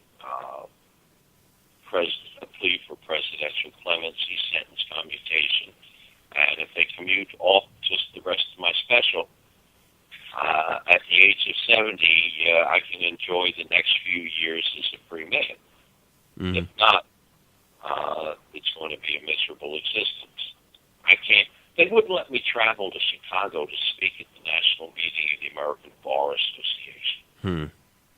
They wouldn't let me travel 2 hours to Orlando to do a speaking engagement at UCF. Wow. Which is, I believe, third largest university in the country now. Not even in-state travel. That's crazy. No, it is crazy. And somebody said something about maybe planning something on 420 in Washington around the Parole Commission's building and Washington University, where the Parole Commissioner teaches. That would be interesting. Yeah, man, the support would be awesome to see, and it's frustrating to see, man. I've met you a few times, and you're a good guy, and it's ridiculous to hear another story, and one of the longest times served in jail for cannabis, and from someone that's probably pretty relatively harmless. I'm just kidding. You're not harmless, but... Yes, I am. So, there's a few times where I've thought back and I've been like, I could see him as a mafia boss. No, I'm kidding. Robert, you're a great guy. You're a fantastic guy. I've always enjoyed meeting you and hanging out with you. I even watched your booth once for like 5 minutes while you went off and ran an errand. So I think you went off, got some food or something. It was here in Denver. At the Cannabis Cup in Denver or up in Aspen? Or? Yeah, here in Denver, down in Denver. Yeah, those were some great events, and it's absolutely breaking my heart that I'm not going to be at the big Cannabis Cup on 420. I'm still trying to get permission to go, and I will have a booth there. Awesome. There's a couple of people who are on my board of directors of the Silver Tour who are going to go out and represent me at the High Times Cannabis Cup in Denver on 420. So you can go out there, and you can pick up the signed copy of my book and movie. I'll send out plenty of those. Awesome. And for more information, thesilvertour.org. Cool. It was great to talk with you. If you have anything else, just send me a message on Facebook, and we'll update everybody on it, and we'll put it in the news because I want to keep everybody... Anybody can follow my day-to-day activities on Facebook under my own name. I have a page which is very active, and under Silver Tour. Awesome. And I've made a tremendous number of great friends on Facebook. Yeah, Facebook Take is care. Good, and but thanks for having me on. Thank you, Robert. Robert Platshorn, Black Tuna Gang, Black Tuna Diaries. Awesome guy. Thank you very much. Thank you. Have a great afternoon. We'll see you. I like catching up with him. Now, if you didn't get the whole story, like the story of pretty much, what put him in jail and details of it, he tells it in that book. So you have to go check out that book, or you can listen to previous episodes of the John Doe Radio Show where we've had him. You can just search Robert Platshorn on our website, johndoeradio.com. It's crazy to sit there and watch Square Grouper. Have you seen Square Grouper yet? I haven't seen the movie, no. You should check it out. You don't have Netflix, do you? I have Netflix, yeah. Check it out on Netflix, dude. I think you'll enjoy it. I'll try to get the attention span up to watch it. It sounds pretty good. It's about weed, so you'd be thinking about weed while you watch it. I Smoke. Agree. Yeah, I'm definitely down. It's worth. I'm not just saying it's worth a watch to sell it or anything either. I read the story, so I don't doubt you one second. I think like it was a situation almost where like a tear came to my eye because it was not like even it wasn't a sad tear when I watched the movie for the first time. It was like one of those tears where it was like proud. You're proud because there are certain people I think within the organization that understand some sacrifices a little bit more than others. Mm-hmm. Like I've sat here, my one of my sacrifices is, I got busted and have a felony. Some people can consider that, not really. That's not necessarily a sacrifice. Personal sacrifice for me. But there's other people out there, like Mason Tavert, and, it's not necessarily that sacrifice, that bad sacrifice. They put their life into this, and they've sure. Focused on this thing and created changes in situations like that. And, Robert Platshorn, is definitely in that category of making a sacrifice, 30 years, 29 and some however months it was. I mean, it's insane to think that you could be in jail for that long for cannabis. No matter what it had to do with. I didn't know he was still on. When I heard he was still on parole, I had to put all my questions that I had for him to the side. Oh yeah, yeah. They were not for the type of question someone on parole wants to answer. They were good questions. Trust me. Yeah, no. He's been on parole. I thought he was all done, but yeah, he had a long time on parole. As you mentioned, I think 6-7 years still left. Sorry for the phone connection too. The phone connection not my favorite thing with cell phones. I thought scientists got on that. Technology's not compatible with Skype. I'd like to Skype when I can. It's pretty awesome. It sounds great. It's always good to talk to him. Silver Tour also a great. That's a great idea because it's also a very. It's not gonna be a long career teaching the seniors because there's only a couple more generations of seniors, of people who've been pre-programmed so hard anti-weed are going to be around. They're not going to be around forever. Pretty soon there will be generations of seniors that all grow fantastic weed and have been for a long time. Yeah, there's a certain a certain group of people that aren't going to change their mind. Put it quite bluntly. Sure, there. absolutely. No, I hear you. Yeah, and then but see, as legalization comes around and becomes more of a prevalent thing, then more and more seniors are going to ask questions. More and more people are going to ask questions, and it's going to become less of a taboo topic. Finally, which is great, fantastic. Let's go to Applebee's. Applebee's sounds like a great place to go for lunch. In Ohio? I thought you said every Applebee's that was a place to go for situations like this. Apparently, they get a loose connection at the one in Ohio. Police found marijuana and cocaine at Applebee's. And at Applebee's, a certain location here. Those riblets are the grossest things I've probably ever had. I don't like Applebee's at all. I'll go ahead and say that right now. You know the riblets? It's like they just... I've only been there probably 2-3 times in my life because it's not good. They take some ribs, and there must be some nasty ribs because they put them on a deli slicer, and they and these little potato chip size ribs, and it's just a flat chunk of meat, a flat chunk of bone with a little bit of meat hanging off it. That's enticing to think of. I'm never going again. That was the last time I've been to Applebee's. This isn't even real food. Riblet? What is going on? I don't even... I've never been. But now they get coke and heroin. I might change my mind. I don't think I've been to Applebee's in the past 10 years at least. You're going to be high on those drugs to choke down a riblet. 2 locations. Available at both locations. Ohio. Applebee's now with cocaine. The manager of one Applebee's called police at about 10:15 a.m. Saturday after finding a small bag of suspected drugs in the parking lot. Okay. Police estimate the bag contained 0.9 grams of methamphetamine. Those drugs with the bag or without the bag? Bah. Those drugs were logged into evidence. I assume that. Thank you, newspaper. I bet you the cop was just like, why didn't you just throw it away if it bothered you so much? Dude, I got all this paperwork over less than a gram of meth off the street, you asshole. At about 10:15 Saturday, police received a report that someone in the women's restroom of the Applebee's lost their meth and they were looking for it. Might have marijuana. She was smoking weed in the bathroom. And they called the cops. After arresting Jessica Thornton, 20, for unreleased amount of marijuana, police also found cocaine. She was not charged with cocaine, but she was charged with the marijuana. What? What? It's Ohio. What? Welcome to Ohio. That's the first time I've ever... Read it again, because I heard it, but... What? Dude, I gave up on a marijuana charge. Or on a marijuana charge, and then the chick was working off a cocaine charge. But what? She was...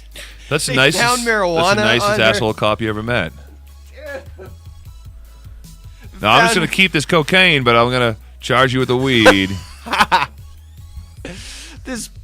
Obviously, I'm blown away. I about jumped through the roof out of my chair. God. You can't be serious, man. Not charged with cocaine, but charged with possession of marijuana. I mean, I guess what blows my mind, number one, is that a cop. You're right that the cop would usually go for a more serious charge of cocaine if they could, and then the DA dismissed the weed marijuana. charge. Yeah, for a plea deal. Whoop. You can, if you roll over on us. Warren's in the other room for a minute, and dang, I really want to ask him about this situation and be like, hey, there's a situation of a person was caught with marijuana and cocaine, and they weren't charged with the cocaine. And then watch his head explode. He'd probably be like, no, he's heard it. I'm sure he's heard it all. Yeah, no, he's heard it all. He is. He's definitely someone. You want to go ask him that? You should go ask him that. Go say, hey, you ever heard of a situation where someone caught with marijuana? No. If he comes by, try and grab him. That's the chill room in there, where the video games rest. And the gamers rest. How come the space shuttle isn't on? Dude, that just blows me away. Yeah, lawmakers in Arizona fear edible Lawmakers in Arizona fear edible pot products, which include cookies and candy, might be consumed by children. Individually packaged brownies, lollipops, and chocolate-dipped cookies for sale at the Green Halo dispensary in Tucson look like kid-friendly snacks. They have one ingredient, however, that makes them anything but. The tempting confections are infused with marijuana. Staff at the Green Halo say that about half of the patients using their dispensary prefer to take their doses of medical marijuana in edible items. And although the candy wrapper medical drugs can be bought only at Arizona's medical marijuana dispensaries by licensed cardholders, law enforcement officials are concerned with items that end up in the hands of children. It's already happened, according to Phoenix police. A West Valley 8th grader was caught earlier this year. Is an 8th grader still... he's still a child, but... that's about the time he probably starts experimenting with the green. 8th grade is probably... it's probably naive to think that an 8th grader is not exposed to marijuana, and it's... I wasn't in 8th grade. Or 9 through 10. I wasn't not even through high school, really. Maybe a senior in high school I heard about weed. Man, that's nuts. Looking back at what's going on now, yeah. You never were in DARE or anything like that? What do you mean in DARE? You never learned about... You're telling me that you were offered marijuana until your senior year, or you didn't know about marijuana? Didn't know about it. Where the hell were you? Under a rock? Look at Chad's eyes. They're like huge. They're like, what? Oh, I had your mic off there. Sorry. I got the top of the class in DARE. Yeah, in explaining what weed smells like and feels like. That was a long time ago. Then I ended up JB welding the DARE coin to the bottom of this thing and made a bong out of it. You ended what? I JB welded the coin that I got. JB weld. Sorry, it's a 2-part epoxy. Yeah. Thank you, Captain Specific. Yeah, just clearing it up, sorry. You're so crazy. I'm so hungry. I never actually took a DARE class, to be completely honest with everybody. I don't think I ever actually took a DARE class. I didn't take driver's ed. If I did, it was maybe in like 1st or 2nd grade, and they were like, don't get under the sink in the Drano. And some kids did, and some kids didn't. Maybe not Drano, but other things that are dangerous. Huffing. Cold spray paint. What are you going to have for lunch today, Tim? I'm going to go next door and get some barbecue. Why did that just come up? Because I'm saying crazy stuff because I'm hungry. Sounds like it. You got no steam, no energy. I know. You got like 10 minutes. Muscle through. I have things to do. Let's go. Hurry up, 10 minutes. Well, then go. You're welcome to go. I don't want to leave. I'm talking about this 10 minutes. I need this 10 minutes to hurry up.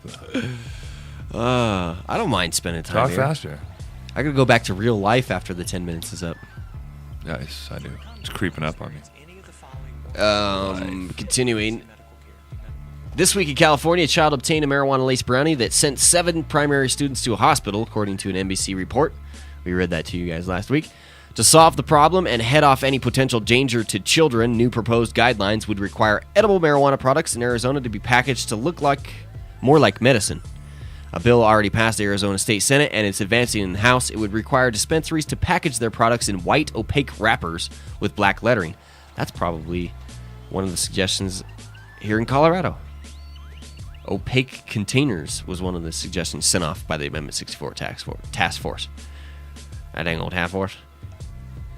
It also empowers the Arizona Department of Health Services, which regulates the state's medical marijuana program, to immediately revoke the license of any dispensary that doesn't comply.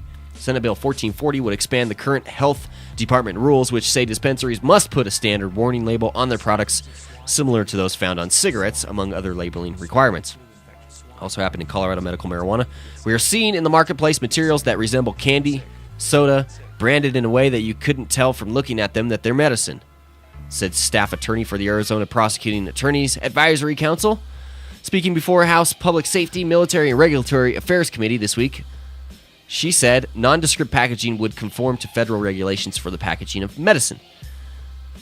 To illustrate the point, Republican senator has been passing around two legislators a series of photos.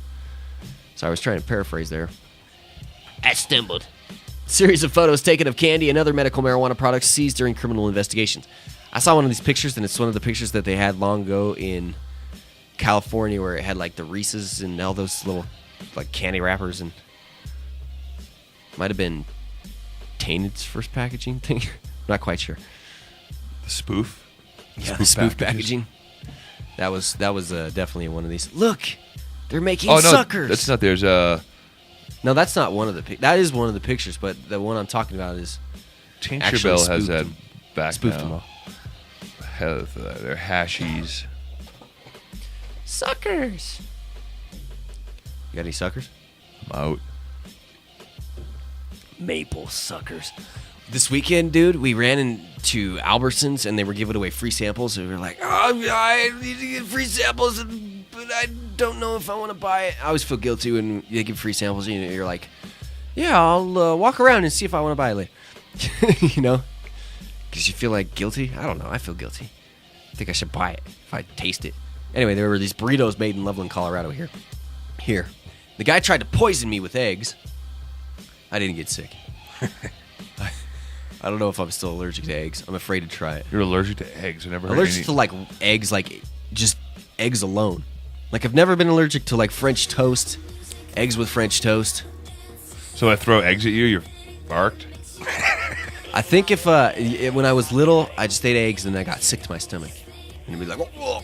Just a bad memory. Get over it. Raw eggs or something? No, I was allergic to them. I was really allergic to them. It was a. There's no egg allergy. An allergy, but I don't know. I probably outgrew it. Egg allergy is a myth. Shut up. Nope. If I didn't, people would think egg allergy is real. Yeah. But so all the burritos had, except for one, which was really good, the beef and cheese one. But they had a bacon one. I had the bacon one. You had the bacon one? Yep. Was it good? When was It this? was awesome. It was awesome? I just had it a little while ago. Yeah, this morning. This is this morning. I'm afraid to eat too much eggs. Oh, okay. Otherwise, I would have gone with it. Not even bacon can entice me. It was fantastic, though. Yeah, it's pretty good. Fark. I am getting hungry. We got to go next door. I need some street tacos. Finishing out the story, I really feel like fish tacos lately, too. Street tacos. F the fish tacos. Fish tacos are fantastic, dude. There's a Wahoo's fish taco down Down here. the street. Not too far. My wife so made some good. pretty cool chicken tacos. Oh, yeah, we did have chicken tacos this weekend. Fantastic chicken tacos. Crock-pot chicken tacos. Oh, they're good. That is so good. You could put like 1 million toppings in those tacos and they would be like, whoa. All right. Some items were seized from dispensaries, says the story. Whoever sees production of marijuana-infused products at the Green Halo. Some of these items were produced by caregivers from illegal sources. Green Halo is the only dispensary to operate a state-licensed kitchen in Arizona and supplies edible marijuana products to several other dispensaries in Arizona. Well, of course, they have a monopoly. We're just creating gentle, loving medicine here. It's not something that is scary or freaky. It'll kick your ass, though, if you get to judge them.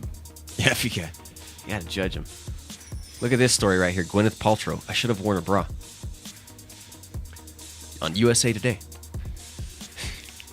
Green Halo's edible marijuana items are easy to see through the clear cellophane packaging. Each product is labeled as required by health department standards, including the dry weight of the marijuana before cooking process. Patients are allowed up to 2.5 ounces of medical marijuana a week. So that weight is included in there? What? How do they do that? Arizona Department of Health Services warning label that says marijuana can be addictive and can impair an individual's ability to drive a motor vehicle or operate heavy machinery. Marijuana smoke contains carcinogens and can lead to an increased risk of cancer. That's a lie. Blatant lies. Tachycardia? Look at it, it's so obscure I haven't even ever heard of it before. I can't even say it. Hypertension, heart attack, and lung infection. Lung infection. Keep out of the reach of children. My love. Arizona is full of shiatsu. Think it's his lung. If the law requires products to be more plainly wrapped and the contents hidden, Manis says, the later the green halo, the dispensary will abide by the rules. That's going to save people, the special wrappers.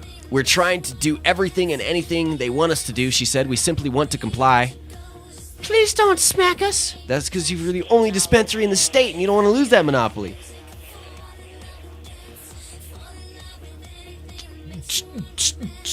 Right. As of right now, we are working very hard to make sure everything is appropriate labeled.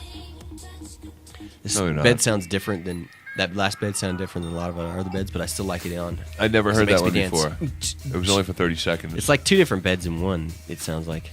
It's like got a dance and then a hip-hop in it. Anyway, Arizona. Crazy. Did we talk about University of Colorado? We did last week, saying that they were University of Colorado? Shut down campus. Oh, University of Colorado. University of Colorado. So like you said, for 420. Uterus of Colorado. I probably did slur my words. Uterus of Colorado.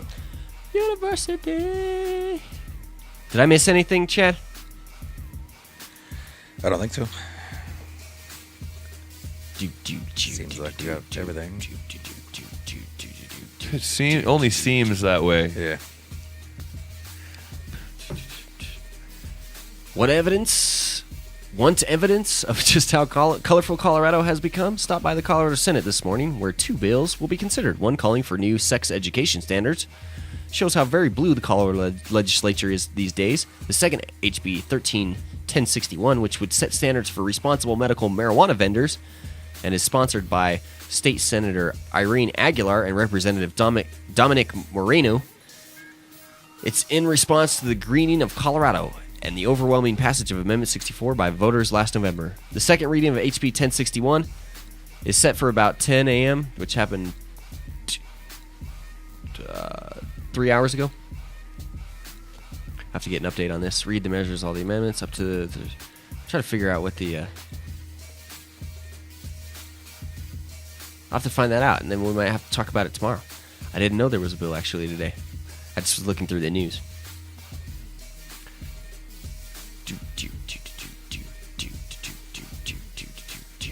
Show's almost over. 420 in CU Boulder. People are suing to have it not be closed. CU is going to be closed to the public on 420. On 420. The Lincoln goes, see you next Tuesday then. What? Yeah. What did you say? I don't know. What did you see next Tuesday? Where did that come from? It came from 8th grade. You can't say the C word, so you have to use abbreviations.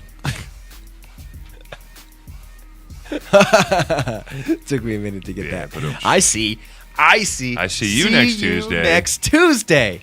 I see you next Tuesday. So Do you see me next Tuesday? That's what you're saying they are. Yeah, they're a bunch of seers next Tuesday. CUs. Oh, you're a bastard. Well, hey. I love the CU buffs. All right. Getting into sports, dangerous area. Tomorrow we will possibly have a glass guest on. Wednesday we will have Alex from Element 420. Big thanks to them. 82 South Federal Boulevard, 303-945-4774. Go get yourself some cannabis oil. Whoa, I thought I had to stop there. I did not. You go get yourself some cannabis oil from 82 South Federal, Element 420. Awesome people. And also Friday, Mason Tvert will be on. And we have some other people planned for next week. So have yourself a fantastic Monday. Please do. If you would like to come down and hang out with us tonight, 6 o'clock, 7 o'clock, Georgia's show starts, 6 o'clock celebration of Niles Live Food. I'm going to go get some food next door, too. So enjoy each other in any way possible. A few things popped in my head when I said that. But no, enjoy life. Enjoy each other. We'll see you this Tuesday. Yeah, see you this Tuesday. Later. You gonna say goodbye? Oh, that was your goodbye.